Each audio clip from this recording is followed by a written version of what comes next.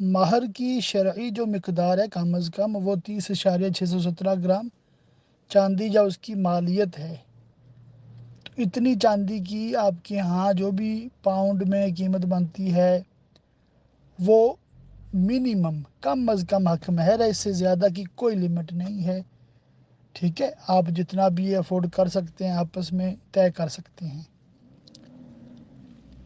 مہر فاطمی چاندی کے حساب سے کتنا بنتا ہے اس وقت میرے ذہن میں نہیں ہے، مگر چونکہ وہ ایک شرعی معیار نہیں ہے نا، معیار یہ ہے جو میں نے آپ کو لکھ کر بھیج دیا، سٹینڈرڈ جسے ہم کہتے ہیں۔ باقی جتنا مطلب دونوں خاندان آپس میں طے کر لیں مناسب طریقے سے وہی بہتر ہے۔ اور